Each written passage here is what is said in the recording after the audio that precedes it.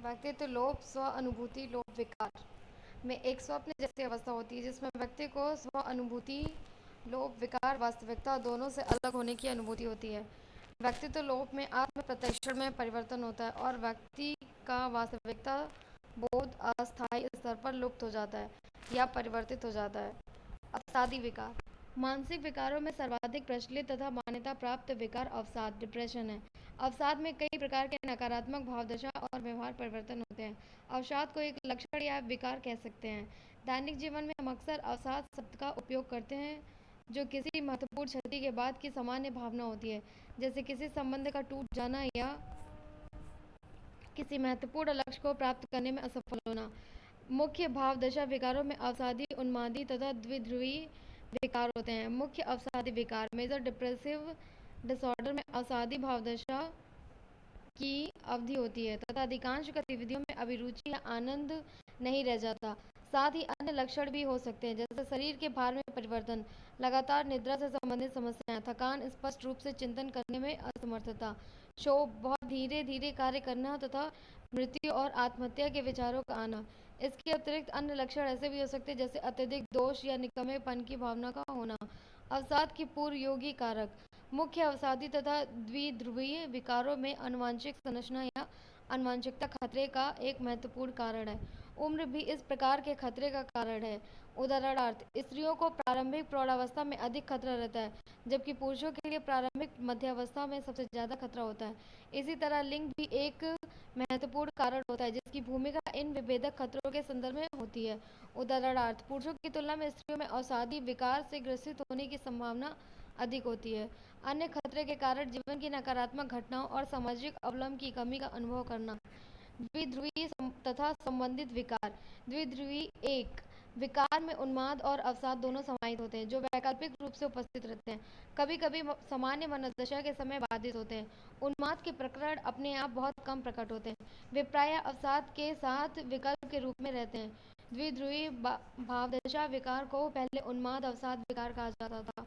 द्विध्रुवी और संबंधित विकारों के प्रकार में कुछ उदाहरण शामिल हैं जैसे द्विध्रुवी वन विकार, द्विध्रुवी टू विकार और चक्र विक्षिप्ति विकार। प्रत्येक आत्महत्या एक दुर्भाग्य है। आत्महत्या पूरे जीवन काल में घटित होती है। आत्महत्या जैविक, आनुवंशिक, मनोवैज्ञानिक, समाजशास्त्री, सांस्कृतिक और पर्यावरणीय कारकों के जटिल अंतरापृष्ठ आपसी संबंधों का परिणाम है। कुछ अन्य जोखिम कारक जीवन की किसी अवस्था में मानसिक विकारों विशेषकर अवसाद तथा मद्य के उपयोग से संबंधित विकार तथा प्राकृतिक आपदा, तबाही, हिंसा, गाली या नुकसान और अकेलेपन से गुजरना। आत्महत्या हेतु पहले किया गया प्रयास सबसे मजबूत खतरा बनता है। प्रायः आत्मघातक व्यवहार समस्या समाधान, दबाव प्रबंधन और सांवेगिक अभिव्यक्ति में कठिनाई को संकेत करता है।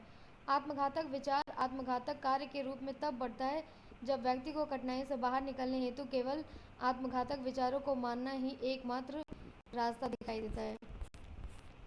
सामाजिक दायरे और समुदाय में आत्महत्या का असर भयावह और दीर्घकालीन समय तक रहता है। आत्महत्या के क्षेत्र में वर्तमान में प्रगतिशील शोध के बावजूद इससे जुड़ा कलंक अनवरत है। इसकी वजह से बहुत से लोग जो आत्महत्या का विचार करते हैं या प्रयास करते हैं वे सहायता करने के लिए कोशिश नहीं करते, इसलिए उनके पास समय से सहायता उपलब्ध नहीं हो पाती। अतः पहचान में सुधार, रेफरल, अग्रप्रेषण और व्यवहार का प्रबंधन आत्महत्या को रोकने में निर्णायक हो सकते हैं। इसलिए हमें अति संवेदनशीलता की पहचान, इस प्रकार के व्यवहार की तरफ ले जाने वाली घटनाओं को समझना आवश्यक है और इनके अनुसार अंतक्षेपों की योजना बनानी है। आत्महत्या की रोकथाम की जा सकती है। एक समग्र बहुक्षेत्रीय उपागम की आवश्यकता जिसमें सरकार, मीडिया और समाज दावेदारों के रूप में भी महत्वपूर्ण भूमिका अदा करें। विश्व स्वास्थ्य संगठन द्वारा सुझाए गए उपायों में शामिल है आत्महत्या हेतु प्रयोग किए जाने वाले साधनों की उपलब्धता को सीमित करना, जिम्मेदारीपूर्ण तरीके से मीडिया और आत्महत्या की घटना को प्रस्तुत करना, मद्य से संबंधित नीतियों को लागू करना, संभावित व्यक्ति की शीघ्र पहचान, इलाज और देखभाल सुनिश्चित करना, आत्महत्या के बारे में पता करने और रोकथाम करने के स्वास्थ्य कर्मचारियों को प्रशिक्षित करना, आत्महत्या का प्रयास कर चुके व्यक्तियों की देखभाल करना और सामुदायिक सहयोग उपलब्ध कराना, दबाव में रहने वाले विद्यार्थियों की पहचान करना, एक किशोर के प्रदर्शन, उपस्थिति या व्यवहार को प्रभावित करने वाले किसी अनपेक्षित या ध्यान देने योग्य व्यवहार को गंभीरतापूर्वक लेना चाहिए, जैसे सामान्य क्रियाकलापों में अभिरुचि में कमी, ग्रेड का कम होना, प्रयास में कमी, कक्षा में दुर्व्यवहार, रहस्यमयी या बार बार अनुपस्थिति, धूम्रपान या मद्यपान या नशे का गलत प्रयोग। विद्यार्थियों के आत्मसम्मान को सशक्त बनाना। संकट के समय एक सकारात्मक आत्मसम्मान बहुत महत्वपूर्ण है और ठीक प्रकार से दबाव का सामना करने में सहायता करता है। बच्चों में सकारात्मक आत्मसम्मान को विकसित करने में निम्नलिखित उपागम सहयोगी हो सकते हैं। सकारात्मक पहचान विकसित करने हेतु जीवन के सकारात्मक अनुभवों को बताने पर जोर देना। इससे स्वयं के अंदर विश्वास बढ़ता है। शारीरिक, सामाजिक और व्यावसायिक कौशलों के विकास हेतु अवसरों को उपलब्ध कराना। विश्वसनीय संप्रेषण स्थापित करना। विद्यार्थियों के लिए लक्ष्य विशिष्ट औसत दर्जे का प्राप्त करने योग्य, प्रासंगिक और एक निश्चित समय अवधि में पूरा करने वाला होना चाहिए। मनोविदिलता, वर्णक्रम तथा अन्य मनोविक्षिप्ति विकार।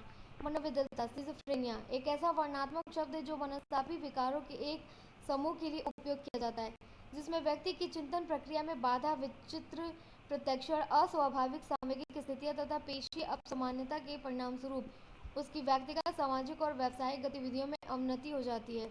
यह एक अशक्तता या दुर्बलता का विकार है। मनोविदिलता के सामाजिक और मनोवैज्ञानिक दुष्परिणाम रोगी और उसके परिवार तथा समाज दोनों के लिए घातक होते हैं। मनोविदिलता के लक्षण।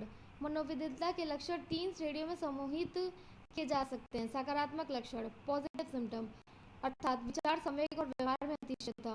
नकारात्मक लक्षण नेगेटिव सिम्टम्स विचार, संवेग और व्यवहार में न्यूनता या कमी तथा मनश्चालित लक्षण साइकोमोटर सिम्टम। सकारात्मक लक्षणों में व्यक्ति के व्यवहार में विकृत, अतिशयता तथा विलक्षणता का बढ़ना पाया जाता है। भ्रमशक्ति, असंगठित चिंतन एवं भाषा प्रवर्धित प्रत्यक्षण और विभ्रम तथा अनुपयुक्त भाव मनोविदिलता में सबसे अधिक पाए जाने वाले लक्षण हैं। मनोविदिलता से ग्रसित कई व्यक्तियों में भ्रमशक्ति डिल्यूजन विकसित हो जाते हैं।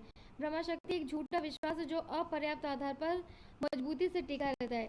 इस पर तार्किक युक्ति का कोई प्रभाव नहीं पड़ता तथा वास्तविकता में जिसका कोई आधार नहीं होता। मनोविदिलता में उत्पीड़न, भ्रमशक्ति डिल्यूजन और प्रिकॉशन सर्वाधिक पाई जाती है। इस तरह की भ्रमशक्ति में से ग्रसित लोग यह विश्वास करते हैं कि लोग उनके विरुद्ध षड्यंत्र कर रहे हैं, उनकी जासूसी कर रहे हैं तथा उनकी मिथ्या निंदा की जा रही है, उन्हें धमकी दी जा रही है, उन पर आक्रमण हो रहे हैं या जानबूझकर उत्पीड़ित किया जा रहा है। मनोविदिलता से ग्रसित लोगों में संदर्भ भ्रमशक्ति डिल्यूजन ऑफ रेफरेंस भी हो सकती है, जिसमें वे दूसरे के कार्यों को या वस्तुओं या घटनाओं के प्रति विशेष तथा व्यक्तिगत अर्थ जोड़ देते हैं। आत्महत्या, अत्यहमन्यता, भ्रमशक्ति डिल्यूजन